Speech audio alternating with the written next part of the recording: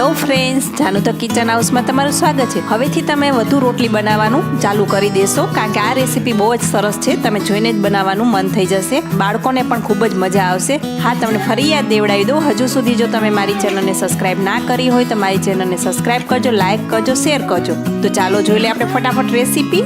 અત્યારે મેં 3 થી 4 નંગ રોટલી લીધેલી છે, બપોરની છે। આવી એક બાઉલ લેશું, તેમાં આપણે નાના નાના કટકા કરી લેવાના છે અને થોડી કડક હોય તેવી રોટલી લેવાની છે। આ બધાને ખૂબ જ ભાવશે, તમે જરૂર એકવાર ટ્રાય કરજો। તમે જોઈ શકો છો સરસ મજાના કટકા થઈ ગયા છે। હવે એક આપણે મિક્સર જાર લેવાનો છે, તેમાં આપણે રોટલીના કટકા એડ કરી દઈશું અને ઢાંકણ ઢાંકીને આપણે તેને ચર્ન કરી દઈશું। તમે જોઈ શકો છો સરસ મજાનું પાવડર જેવું દરદરું તૈયાર થઈ ગયું છે। હવે તેને આપણે એક બાઉલમાં કાઢી લેવાનું છે। હવે તેમાં આપણે અત્યારે મેં 2 નંગ બાફેલા બટેકા લીધેલા છે, તે આપણે ખમણીને આવી રીતના એડ કરવાના છે, એટલે જરા પણ ગોટલી જેવું ના રહે એટલા માટે આપણે ખમણીને એડ કરવાના છે।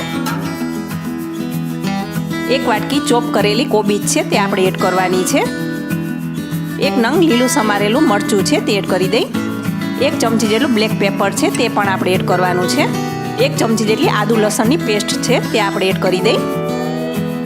2 થી 3 ચમચી જેટલી આપણે કોથમીર એડ કરવાની છે। સ્વાદ અનુસાર નમક એડ કરી દઈ।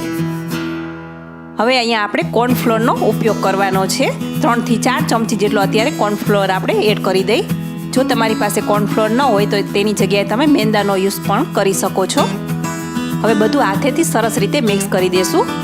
કોબીજમાં અને બટેકામાં પાણીનો ભાગ હોય છે, એટલે આપણે પાણીની જરૂર અહીંયા નહીં પડે। જરૂર લાગે તો 2 ચમચી જેટલું આપણે પાણી એડ કરશું અને સરસ મજાનો ડો તૈયાર આપણે કરી દેવાનો છે।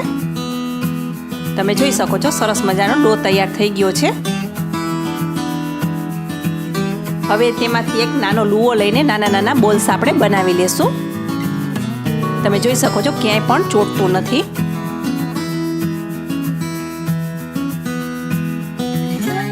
હવે તેને આપણે એક પ્લેટમાં લઈ લેશું। તેવી રીતે મેં બધા બોલ્સ તૈયાર કરી લીધેલા છે। હવે તેલ પણ ગરમ થઈ ગયું છે, તેમાં આપણે બોલ્સને તળી લેવાના છે।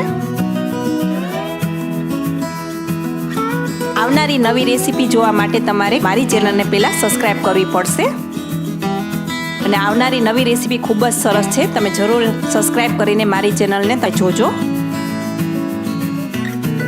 હવે ગોલ્ડન કલર ના થાય ત્યાં સુધી આપણે તેને રાખવાના છે।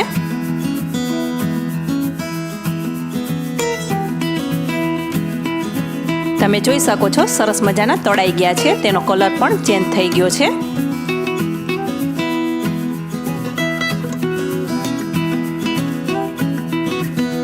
હવે તેને આપણે એક પ્લેટમાં કાઢી લેશું।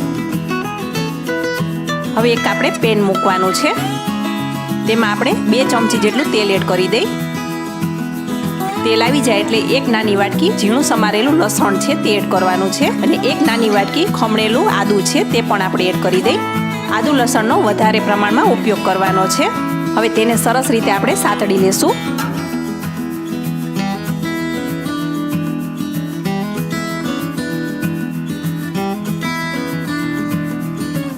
હવે તેમાં આપણે 1 વાટકી જેટલી ઊભી સમારેલી ડુંગળી છે, તે પણ આપણે એડ કરી દઈ। તેને પણ આપણે સરસ રીતે સાતળી લેવાની છે, બહુ ચડી ન જાય તેનું ખાસ ધ્યાન રાખજો અને આપણે ક્રન્ચીનેસ પર રાખવાની છે।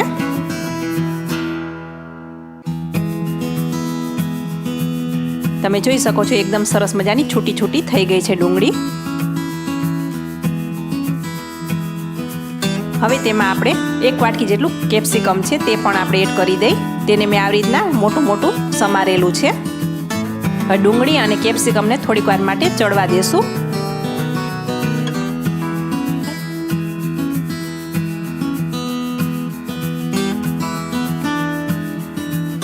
હવે અહીંયા આપણે 2 ચમચી જેટલો ટમેટા કેચઅપ છે, તે આપણે એડ કરી દઈ।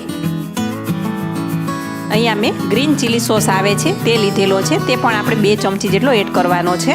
સોયા સોસ છે તે આપણે 1 ચમચી જેટલો એડ કરવાનો છે અને આ રેડ ચીલી સોસ છે તે પણ આપણે 1 ચમચી જેટલો એડ કરવાનો છે.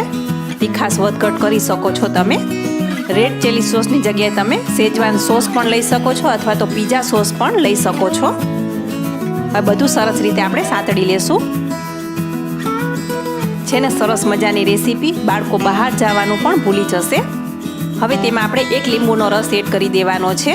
અહીંયા આપણે વિનેગરનો ઉપયોગ નથી કરવાનો, નેચરલ રીતે બનાવી છે.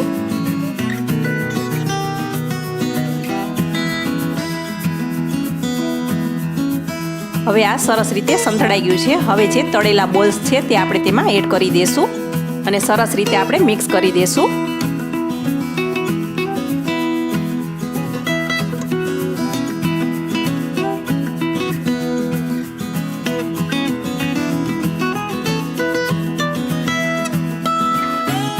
મારી આવનારી નવી રેસીપી જોવા માટે મારી ચેનલને તમે ખૂબ ઝડપથી સબસ્ક્રાઇબ કરી દેજો. તમે જોઈ શકો છો સરસ મજાનું બધું કોટિંગ થઈ ગયું છે. ઉપરથી આપણે લીલી ડુંગળી છે તેના પાન છે તે આપણે આવી રીતના ઝીણા સમારેલા છે તે એડ કરી દઈ અને સફેદ તલ છે તે પણ આપણે 1 ચમચી જેટલા સ્પ્રિંકલ કરી દઈ. હવે તેને આપણે સર્વિંગ પ્લેટમાં જ લઈ લેશું. હવેથી તમે જરૂર રોટલીનો વધારો કરશો. ઉપરથી આપણે લીલી ડુંગળી અને સફેદ તલથી ગાર્નિશ કરશું.